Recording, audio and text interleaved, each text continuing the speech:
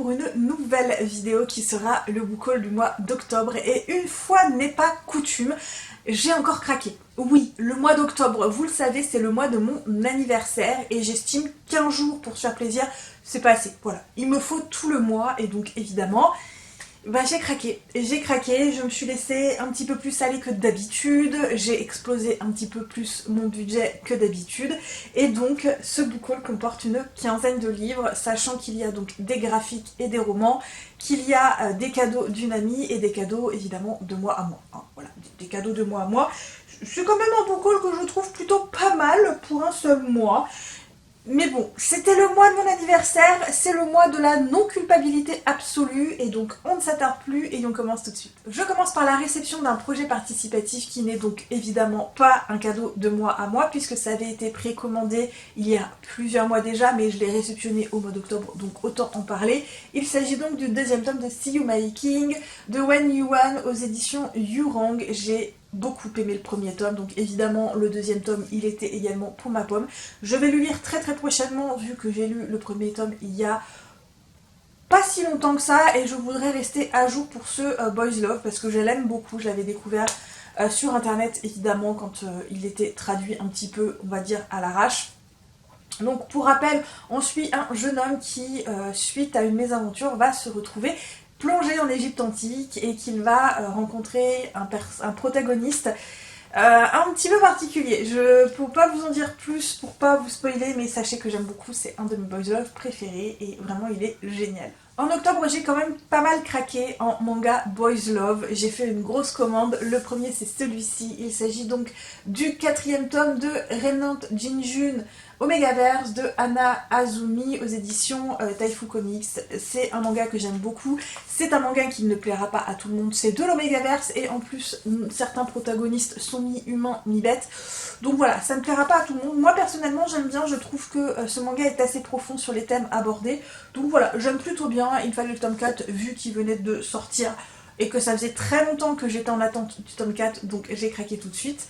Je me suis également procuré le tome 5 de Laisse-moi te détester de Hijiki, que j'ai déjà lu et qu'encore une fois j'ai adoré, puisque même s'il y a des scènes hautes, très hautes même, on parle vraiment d'une construction d'une famille qui évolue au fil et à mesure que les années s'écoulent. C'est également de l'Omegaverse, puisque notre protagoniste ici peut tomber enceinte. Il a eu donc 3 enfants, dont 2 avec ce jeune homme. Bref, j'aime toujours autant. Si vous n'avez pas peur de l'Omegaverse, si vous n'avez pas peur du Boys Love et si vous n'avez pas peur du smut, franchement je vous conseille, il est génial. J'aime beaucoup ce manga. De Scarlett Berrico, je me suis pris plusieurs mangas. Le premier, c'est la duologie de Osaka et Miyoshi, fini donc en 2 tomes, toujours aux éditions Taifu Comics dans leur collection Yayoi. Celui-ci, j'ai craqué tout simplement parce qu'il était en promotion, les 2 tomes étaient à 50%, donc je me le suis procuré, j'ai craqué tout de suite, donc ça me fait en gros un tome acheté, un tome gratuit, ça en valait vraiment le coup. C'est le spin-off d'un autre manga en 1 tome que j'ai lu il y a des années, que j'avais plus ou moins aimé, j'avais moyennement aimé. Celui-ci, je l'ai trouvé un petit peu plus sympathique à lire, je l'ai trouvé extrêmement mignon, il était doudou comme tout. Vraiment, je l'ai beaucoup aimé. Ça casse pas 3 pattes à un canard en termes d'intrigue et d'histoire. C'est juste mignon et moi, ça m'a suffi. Voilà, j'ai beaucoup aimé. Et toujours de Scarlett Berrico, du coup, je me suis pris son one-shot qui est donc Nagahama, donc To Be or Not To Be. Apparemment, il va y avoir quand même une suite qui est prévue pour l'année prochaine, si j'ai bien compris. À voir, je n'en sais pas plus. Celui-ci par contre je ne l'ai pas encore lu, mais on est dans une histoire de friends lover, donc qui terminent le lycée et qui se rendent compte qu'ils ont chacun des sentiments l'un pour l'autre d'après ce que j'ai compris. Ça a l'air encore une fois assez mignon, donc j'ai hâte de... Je reprends du coup par les romans et je commence tout de suite par les cadeaux. Maud de la chaîne Autrefois des livres Une fille, qui a encore un compte Instagram, m'a offert 3 romans. Elle est folle, honnêtement, elle est folle. Le premier, c'est celui-ci. Il s'agit donc du premier tome de la duologie de Echo, donc ici l'Onyx de Marianne LTR aux éditions Imrise. Donc ici, on est dans un univers de science-fiction fantasy, donc dans la ville qui s'appelle Basse-Cité, où il n'y a pas beaucoup de soleil, et une jeune fille va en gros servir un petit peu de bain d'œuvre pour récupérer des gemmes. J'en sais absolument pas plus, j'en ai entendu que du bien. C'est un gros bébé quand même. C'est écrit assez petit, même si les pages sont assez épaisses. Donc hâte de découvrir de quoi il en retourne pour ce premier tome. Elle m'a également offert donc New Dragon City de Mari Makudzi aux éditions PAL. Ici on est dans du young adulte, voire même...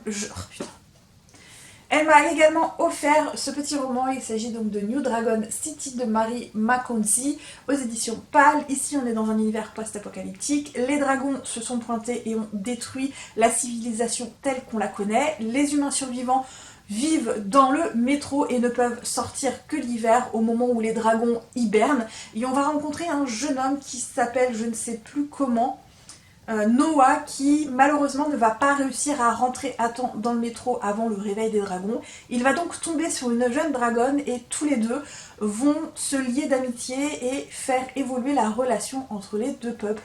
J'en sais pas plus, c'est du jeunesse, il a l'air trop bien, il était dans ma wish depuis un certain temps, il va se lire vite je pense et j'ai hâte de le découvrir. Et elle m'a également offert d'Aurélie Wellenstein, Le Dieu Oiseau aux éditions Pocket. Celui-ci c'est l'un des anciens d'Aurélie Wellenstein qui me fait le plus envie et en même temps qui me fait le plus peur. Il a l'air super dur à lire, il a l'air hyper fort en émotion et je vous avoue que j'ai un peu peur de le lire.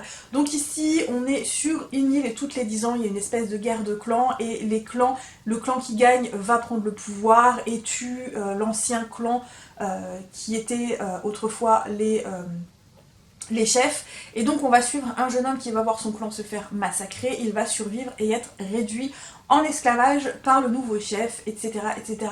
J'en sais pas plus, mais de ce que j'en ai entendu, il est assez hard.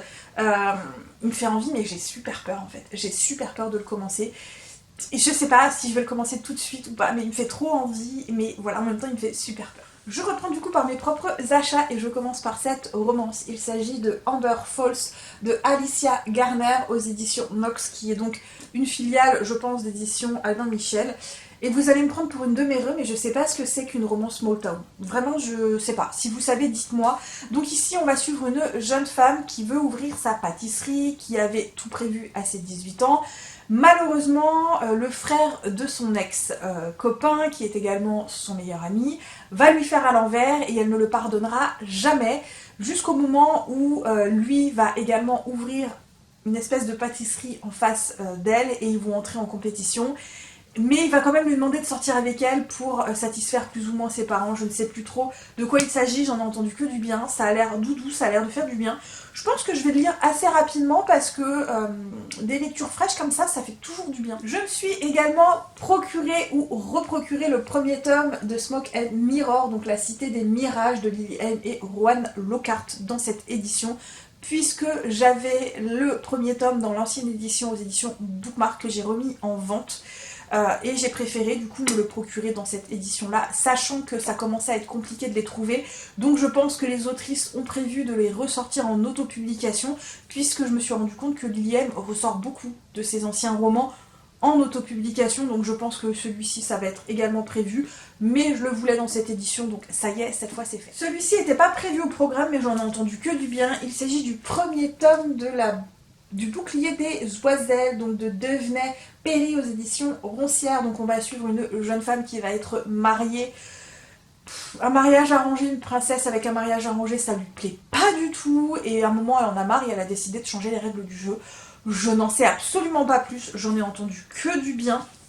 À voir. Je me suis également procuré le troisième et dernier tome de la saga d'Emily Wilde, donc ici l'abrégé des contes perdus de Heather Fawcett aux éditions Sabran. Celui-ci était prévu au programme, il est sorti, je me le suis acheté tout de suite, je me suis jetée dessus, je l'ai lu, je l'ai bouffé, j'ai adoré. Vraiment trilogie pépitas, je ne peux que vous la conseiller très fortement. C'est une espèce de cozy fantasy qui est assez lente effectivement sur certains passages, ça ne plaira pas à tout le monde, mais moi honnêtement j'ai adoré. Le premier tome ne se passe qu'uniquement donc dans notre monde à nous, le deuxième tome se passe un peu dans notre monde et un peu dans l'univers des Fae, et le troisième tome se passe pratiquement uniquement que dans l'univers des Fae. On y retrouve Emily Wilde qui Lui arrive encore une fois une aventure assez folle avec son acolyte qui est Wendell. Je ne veux pas vous en dire plus parce que j'ai peur de vous spoiler, mais honnêtement j'ai adoré. Vraiment trop bien. Vraiment une saga que j'aime d'amour, que je ne peux que vous conseiller. Franchement, foncez, c'est trop bien. Aux éditions Pocket, je me suis procuré donc Océan, d'Emma et Mons. Celui-ci me faisait envie quand il était sorti en grand format.